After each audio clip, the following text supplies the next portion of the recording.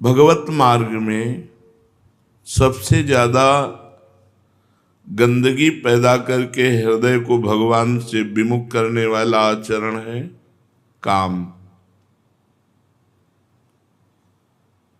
बहुत सुंदर सूत्र है इसमें कि लंबे समय तक यदि काम का वियोग सहा जाए तो उसकी सामर्थ्य नष्ट हो जाती है। बहुत जोर का सूत्र है और इसी सूत्र से अपने लोग विजय प्राप्त कर सकते हैं। लंबे समय तक काम का संयोग ही न होने दें, न हस्त मैथुन करें और न किसी शरीर का संयोग होने दें लंबे समय तक, तो अपने आप काम शांत हो जाता है। यदि आप बीच बीच में काम की चेष्टाएं करते रहेंगे तो आपके हृदय को मलिन करके भगवत विमुख बनाए रखेगा। ऐसे ही समय पार होगा। गाढ़ चिंतन, भगवदानंद, लक्ष्य की तरफ बढ़ना, ये सब नहीं हो पाएगा। इसलिए नियम लो तो कुछ समय बाद, कुछ समय में हो सकता है वर्ष, 2 वर्ष, 4 वर्ष, जैसी आपकी अंतःकरण की वृत्ति है भगवत चिंतन की, ये शांत हो जाएगा। जैसे हमारी वृत्ति काम की तरफ प्रबल होके जाती है और हम कोई चेष्टा कर बैठते हैं, अब वो प्रबल होता रहेगा, बिल्कुल शांत हो जाती है, इच्छा ही नहीं रहती। तो ब्रह्मचर्य भगवान से मिलाने के लिए परम सहायक है।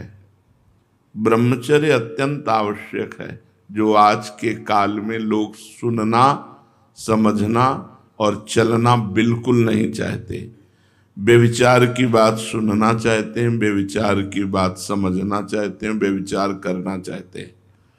ये हमारी कलयुगी मनोवृत्ति ब्रह्मचर्य की तरफ बढ़ना ही नहीं चाहती। जिनको भगवान ने ब्रह्मचर्य रखने का सौभाग्य दिया कि आजीवन ब्रह्मचर्य रहो, ये दुर्भाग्य नहीं है कि आपको स्त्री संयोग नहीं मिला, पुरुष संयोग नहीं मिला, ये सौभाग्य है, ये अत्यंत सौभाग्य है। जो बच्चियां मुंडन करा करके भगवान के मार्ग में, कुछ लोगों का कहना है कि स्त्री मुंडन नहीं कराती, तो जो सुहागवती स्त्री है वो भी जब भगवान की तरफ कदम रखती तो पहला कदम होता मुंडन करवाना है। उदाहरण में माधव सिंह की पत्नी रत्नावती जी जब पहला कदम परमार्थ में उठाया तो पहले मुंडन करा के संतों के बीच में बैठ गए। और विरक्त, ये तो परमहंस बच्चियां हैं, बाल ब्रह्मचारी विरक्त सन्यासिनी, मुंडन करा करके अपने सौंदर्य का नाश करके, मुख पे रज लेप करके जो भगवत मार्ग में चल रही, इनकी चरण वंदना है। ये अहोभाग्य, सौभाग्य, ये कोई छोटी मोटी बात है आजीवन ब्रह्मचर्य रहना। यहाँ ब्याह होने पर पति से संतुष्ट नहीं रहती, साइड में 1-2 बॉयफ्रेंड और पति को कटवा के फेंक देती है। कैसे कैसे आचरण हो रहे हैं। ब्रह्मचर्य अत्यंत आवश्यक विषय है। इसे सहने से नष्ट किया जा सकता है, भोगने से नहीं। इस विषय को बहुत अच्छे से समझ लें। सहन कर, सहत सहत बाढ़े भगति, गृह तन गुरहित गार। इसको किसी तरह मत छुओ, काम चेष्टा को किसी तरह मत छुओ। शांत रहो, अकेले रहो, नाम जप करो, वाणी पाठ करो, भगवत चरित्रों का चिंतन करो, शांत हो जाए, एकदम शांत हो जाता है। मतलब इतना शांत हो जाता है कि सामने भोग की सुविधा है पर आपकी इच्छा ही नहीं। इसे कहते हैं उपरति, त्याग, वैराग्य और उपरति। ये रोकने से नहीं, ये स्थिति आती है जब आप बहुत समय तक किसी भी तरह का काम संबंध इंद्रियों को नहीं होने दिया तो शांत हो जाती है। ये नियम ले लो। जो सतमार्ग में चलने वाले गलती का शिकार बन चुके हैं, जैसे हस्त मैथुन आदि का, तो कसम खा के नियम पूर्वक उसे छोड़ दो, नहीं तो आगे नहीं बढ़ पाओगे परमार्थ में। वो आपको गिराता रहेगा, और वो गिराता रहेगा तो निरुत्साहित रहोगे। ब्रह्मचर्य एक उत्साह है, जिधर लगा दो उधर उत्साह पूर्वक लग जाओगे। इसलिए सब संतों से और गृहस्थों से प्रार्थना है। शास्त्र में आया है मासिक धर्म के पत्नी के होने के बाद 1 सप्ताह तक स्पर्श नहीं, 1 सप्ताह के बाद 1 बार महीने में संयोग गृहस्थ के लिए आया है शास्त्र में, और विरक्त आजीवन ब्रह्मचर्य के लिए आया है। तो आजीवन ब्रह्मचर्य मात्र से ही आपको भगवत प्राप्ति हो जाएगी, क्योंकि वो इतना उत्साह प्रकट करेगा कि आप बैठ ही नहीं सकते हैं। आप सत्कर्म करेंगे, नाम जप करेंगे, वाणी पाठ करेंगे। ब्रह्मचर्य नींद को, तमोगुण को नष्ट कर देता है। ब्रह्मचर्य भागवतिक उत्साह नष्ट कर देता है। ब्रह्मचर्य शरीर की पीड़ा को सहने की सामर्थ्य देता है। ब्रह्मचर्य में होश रहता है और जोश रहता है। होश भी रहता है, जोश भी रहता है। लोग जोश में होश खो देते हैं, लेकिन ब्रह्मचारी जोश में होश में रहता है, और होश में ही जोश का प्रयोग करता है। बेहोश होकर जोश का प्रयोग नहीं करता, उसमें दिव्य तेज रहता है। इसलिए यहां कह रहे हैं कि लंबे समय तक यदि काम का संयोग ना किया जाए तो इंद्रियां शिथिल हो जाती हैं और काम क्रमशः नष्ट हो जाता है। क्रमशः शब्द है, क्रमशः का मतलब धीरे धीरे। अभी कम वेग से आया, फिर और कम वेग से आएगा, फिर और कम, फिर स्फुरना होगी, फिर शांत हो जाएगा। और पवित्र प्रेम का उदय होता है काम नष्ट होने पर। जो भगवत प्रेम है वो काम नष्ट होने पर उदय होता है। इसलिए दृढ़तम रहो, दृढ़, दृढ़तर और दृढ़तम। दृढ़तम रहो कि हम किसी भी तरह काम की प्रेरणा से कोई भी इंद्रिय का प्रयोग नहीं करेंगे। यदि वैरागी वैराग्य मार्ग में हो तो दृढ़तम हो जाओ, मतलब दृढ़, दृढ़तर और दृढ़तम, मतलब महान दृढ़ हो जाओ कि मर सकता हूं लेकिन गलत आचरण नहीं कर सकता। भूल न दे कुमारग पाऊं, ऊसर बरसई तरण नहीं जामा, संत हृदय जिमि उपज न कामा। संतों का हृदय निष्काम हो जाता है। आप सब संत वेश में हैं, भगवत मार्ग में हैं, तो ये नियम लीजिए कि हम कभी हस्त क्रिया नहीं करेंगे। अंदर से नियम लीजिए कि कभी हस्त क्रिया नहीं करेंगे।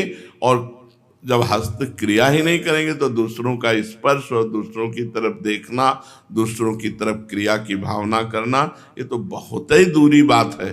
साधु को, साधक को कभी ऐसे संकल्प न बनने देना, क्योंकि सबसे पहले विषयों का ध्यान होता है, फिर उसकी स्फुरना होती है, फिर उसका संकल्प बनता है। कामना जो है वो स्फुरना ही है, फिर संकल्प बनता है, फिर संकल्प में बाधा पड़ने पर क्रोध आता है, और संकल्प की पूर्ति होने पर लोभ आता है। दोनों नाश कर देते हैं। क्रोध से मूढ़ता, मूढ़ता से स्मृति का नाश, स्मृति से बुद्धि का नाश। ध्यायतो विषयान पुंसान संगास्तेषूप जायते, संगात संजायते कामः, कामात् क्रोधो भी जायते, क्रोधात् भवति सम्मोहा, सम्मोहा स्मृति विभ्रमा, स्मृति भ्रंशात् बुद्धिनाशो, बुद्धिनाशात् प्रणश्यति। साधक को ध्यान रखना चाहिए कि जैसे काम का चिंतन हुआ तत्काल हटाओ उसको। संगास्तेषूप जायते, संग करने की इच्छा हो जाएगी। संग करने की इच्छा होते ही काम बलवान हो जाता है और वो संकल्प बना लेता है। संकल्प बनाते ही क्रोध सम्मूढ़ता या लोभ सम्मूढ़ता, दोनों स्मृति का नाश करके बुद्धि का भ्रष्ट हो जाना, तो परमानंद की प्राप्ति फिर नहीं हो पाती।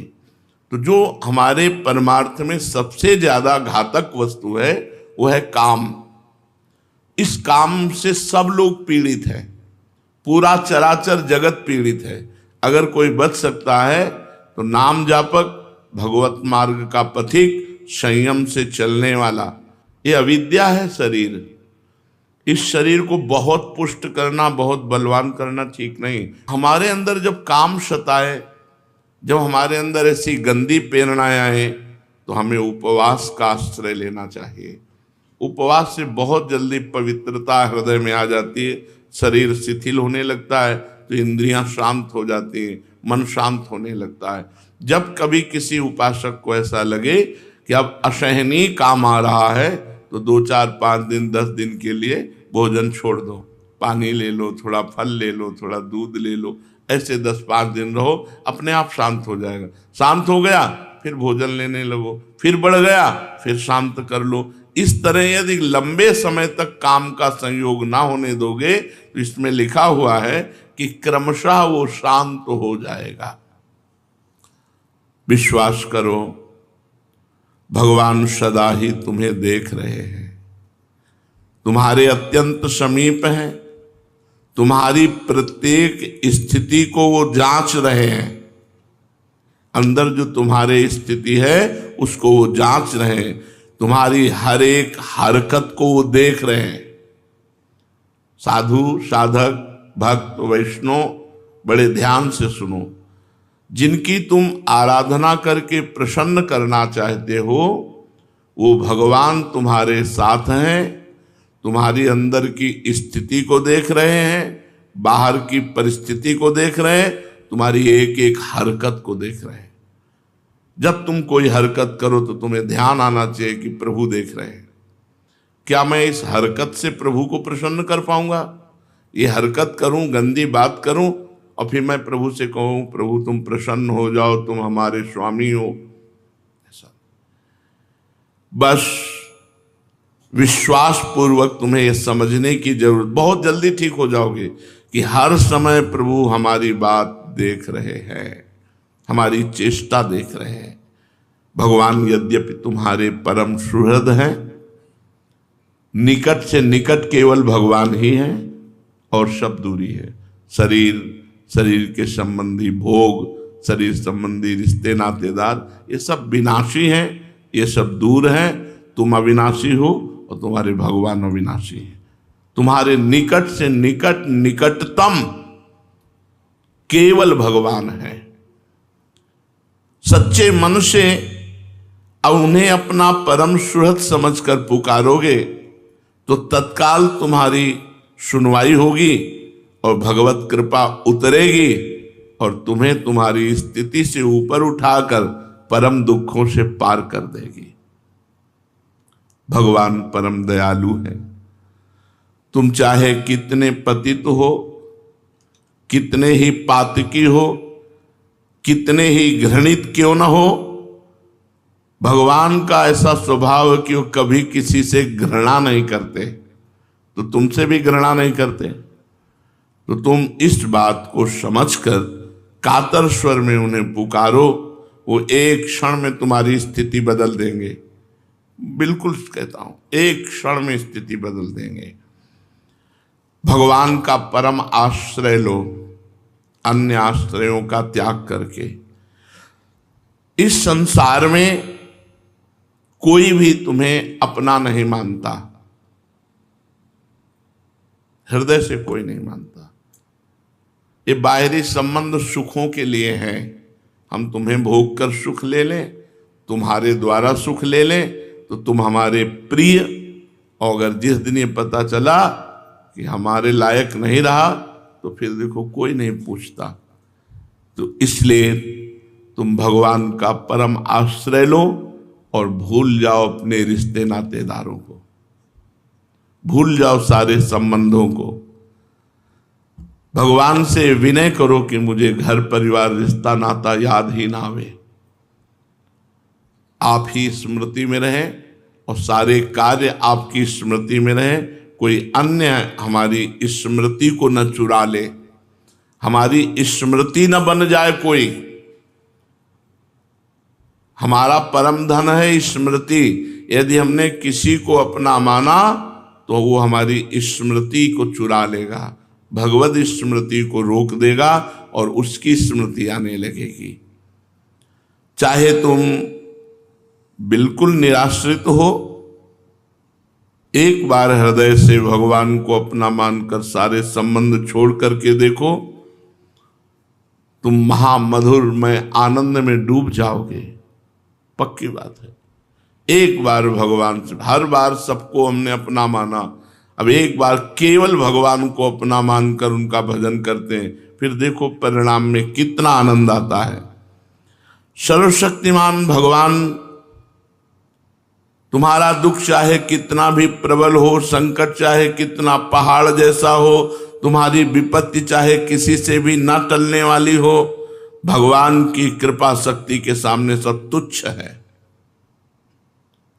तुम विश्वास करके भगवान की शरण में हो, भगवान का नाम जप करो, सर्वशक्तिमान भगवान को पुकारो, वे तुम्हारी विपत्ति, तुम्हारे संकट, तुम्हारे दुख ये क्षण में हर लेंगे।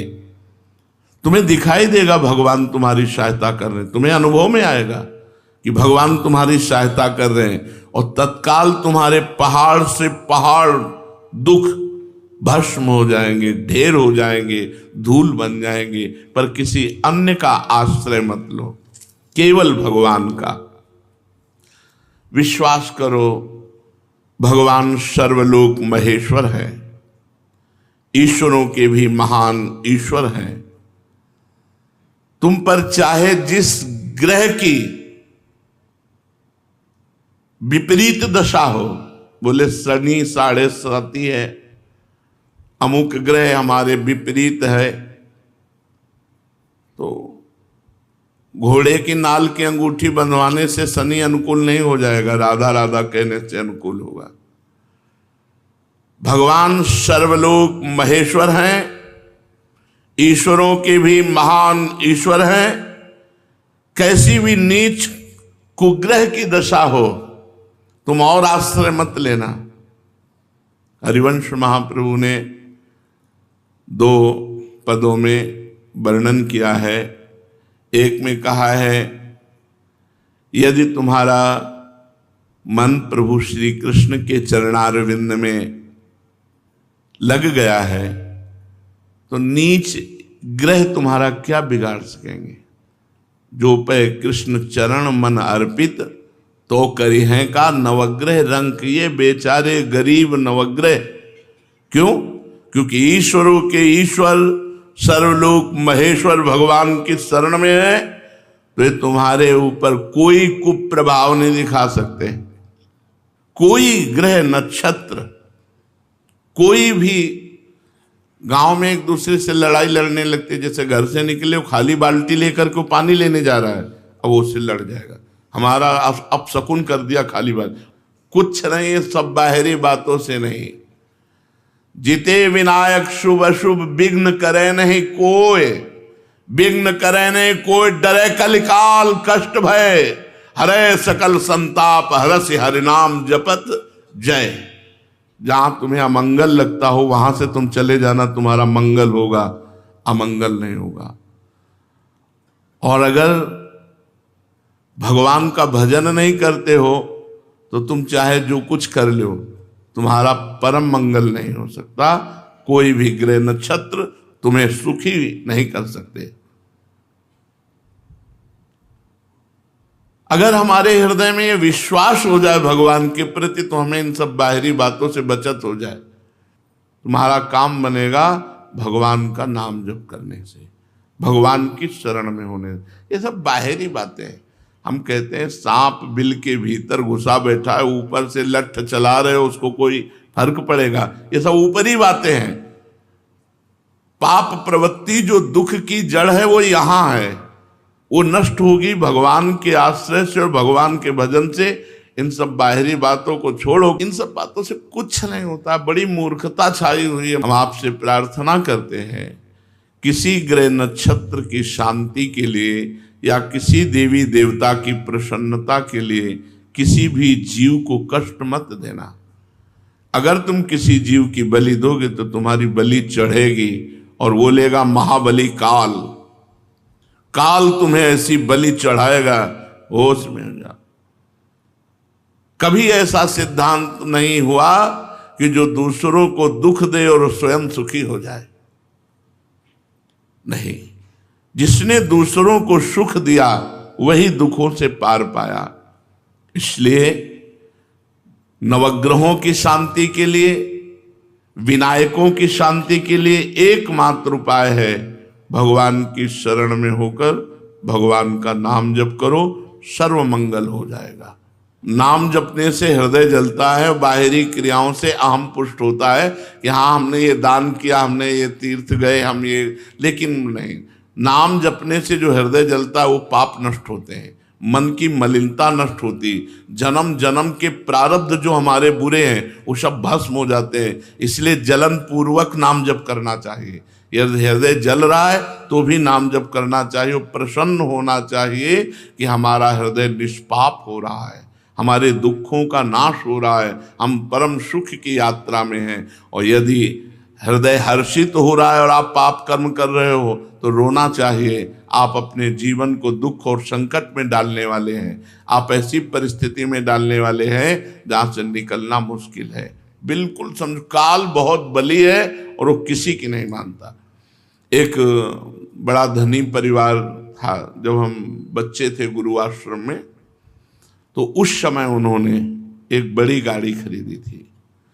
बड़ा हर्ष मनाने मंदिर आए, भोग लगाया, बांटा और खूब आनंद मना रहे थे। सजी गाड़ी और सब, अकेला लड़का था उनका। वहाँ से ढूंढी घाट गंगा जी हैं और एक बहुत बड़े संत का आश्रम है, वहाँ वो जा रहे थे। बस खाई में गाड़ी गिरी और सब बच गए, अकेला लड़का मर गया। अब वो शोक का तूफान आया जो गाड़ी के हर्ष से नहीं पूर्ण होने वाला था, क्योंकि कुल का दीपक ही चला गया। काल महाबली है, बहुत सावधान।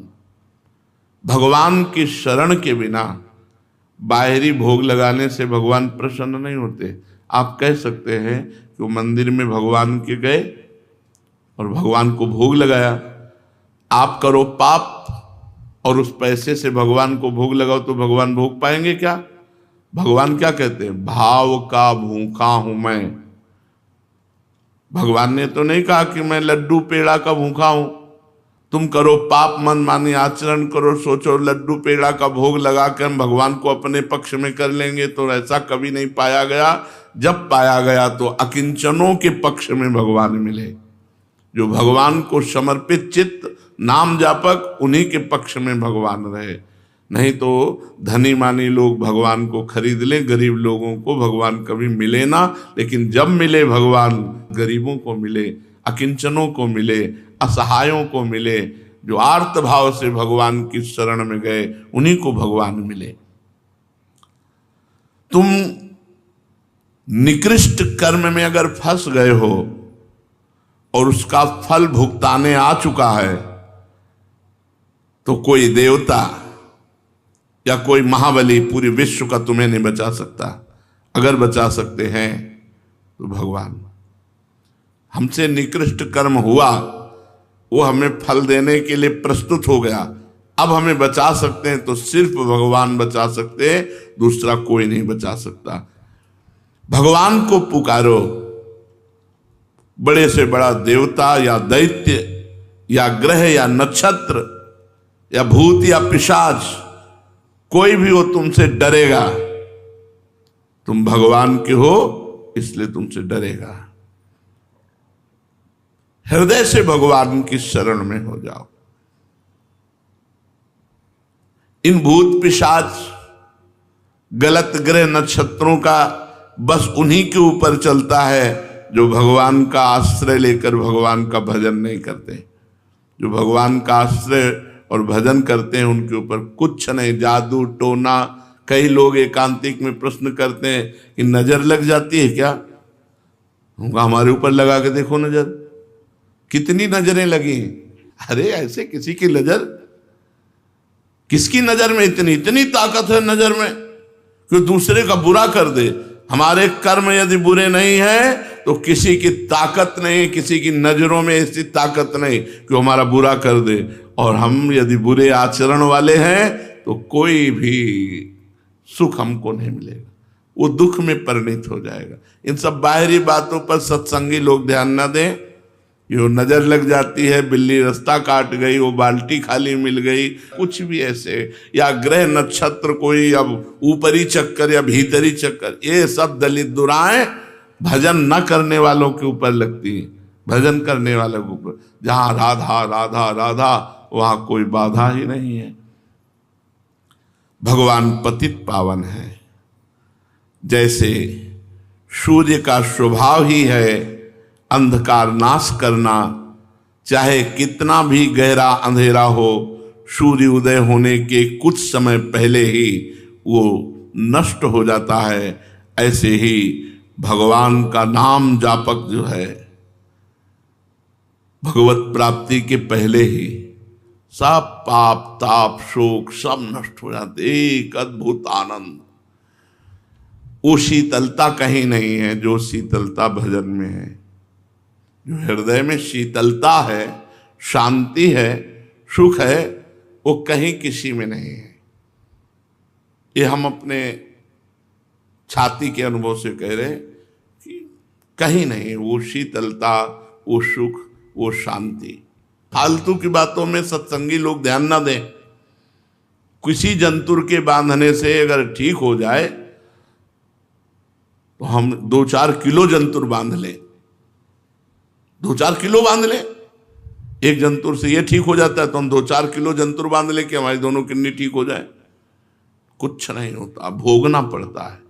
हाँ, भगवान का भजन करते हो तो मुस्कुरा के भोग लोगे, संघर्ष में जीवन से लड़ करके निकल जाओगे। और भजन नहीं करते तो पीस डालेंगे, ये मार डालेंगे। एक डायलिसिस मैन आया था, वो कह रहा था मुझे मृत्यु दे दो, इतना कष्ट होता है, कब तक झेलूं। और कहा कि मैं आपको देख करके जी रहा हूं। आपको जब देखते हैं कि हर्षित हो, प्रसन्न हो, तो और आपको देख करके जो हम गलत भोजन पाते थे उसको भी छोड़ दिया, पर अब मैं मृत्यु मांगता हूं, मुझे मृत्यु मिल जाए। इतना कष्ट कब तक यहाँ रोज डायलिसिस हो रहा है, रोज रोज कष्ट का जीवन, लेकिन आनंदमय जीवन। हम आपसे सच्ची कहते हैं, हमको 100 में 1% भी कष्ट नहीं।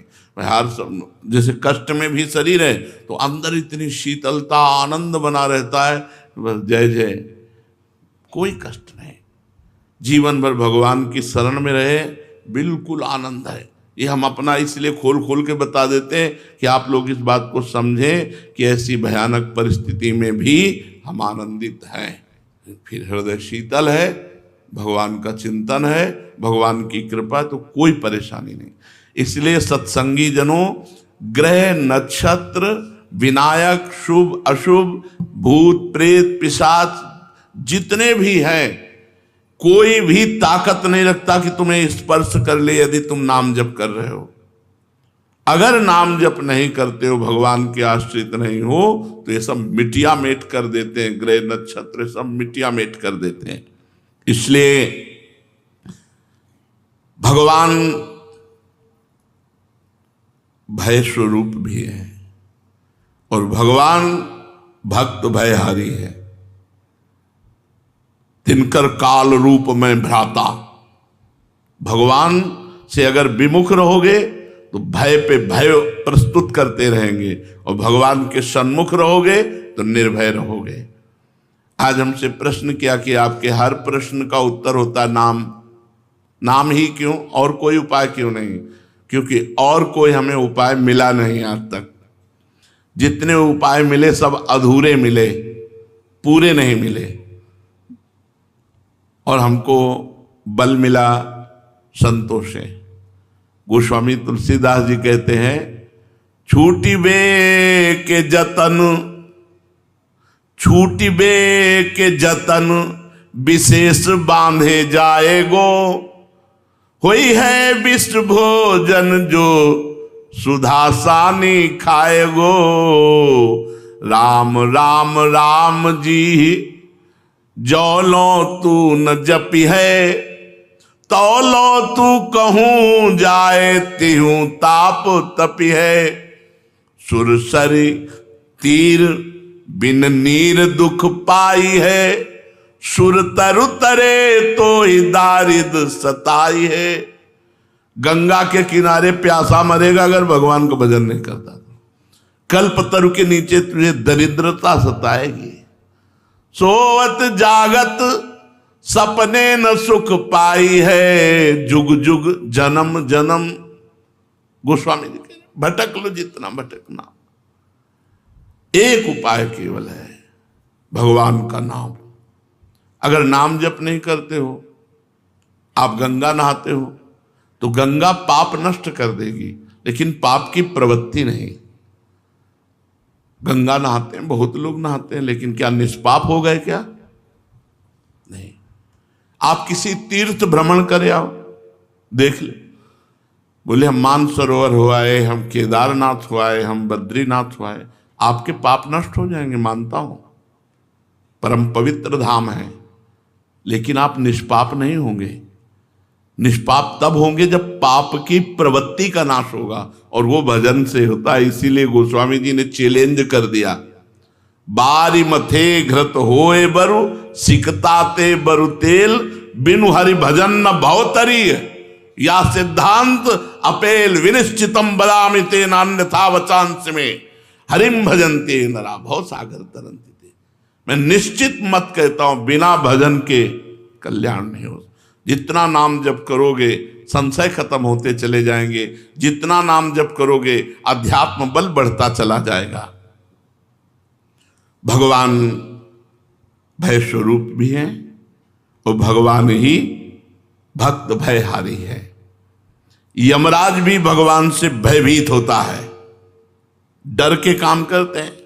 सूर्य भी भगवान से डर कर अपनी सेवा में लगे रहते हैं। वायु भी भगवान से भयभीत होकर प्रवाहित होती है। मृत्यु भी भगवान से भयभीत होकर अपना कार्य करती है।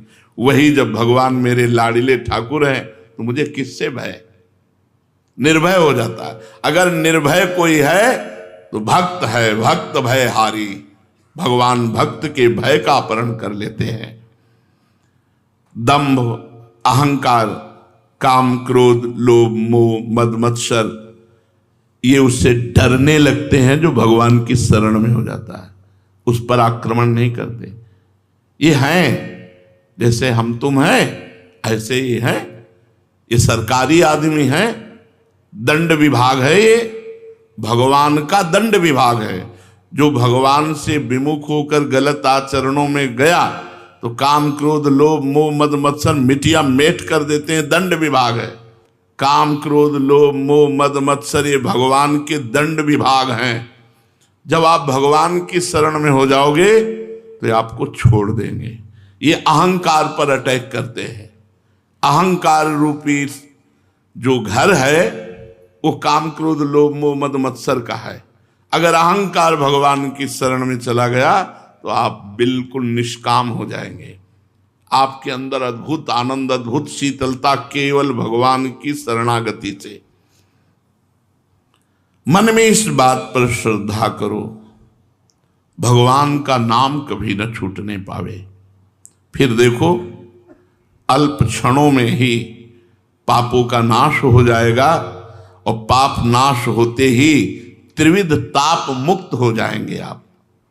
विश्वास करो, भगवान परम उदार हैं। तुम चाहे कितने भी नीच स्वभाव वाले क्यों न हो, अभावग्रस्त क्यों न हो, दीनहीन क्यों न हो, लक्ष्मीपति तुम्हें महान बना देंगे। यही तो लोग समझ नहीं पाते। लोगों को भ्रम हो जाता है।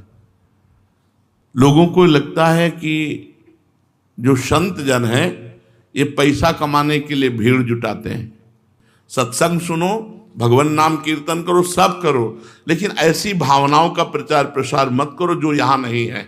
यहां ना किसी से चौवन्नी ली जाएगी और ना कभी भी जीवन में ऐसा नहीं हो। जिस दिन ऐसा होने लगेगा उस दिन हम आना बंद कर देंगे। हमारा उद्देश्य भगवत प्राप्ति है, हमारा उद्देश्य भगवान को रिझाना है, ना कि संसार का संपत्ति एकत्रित करना।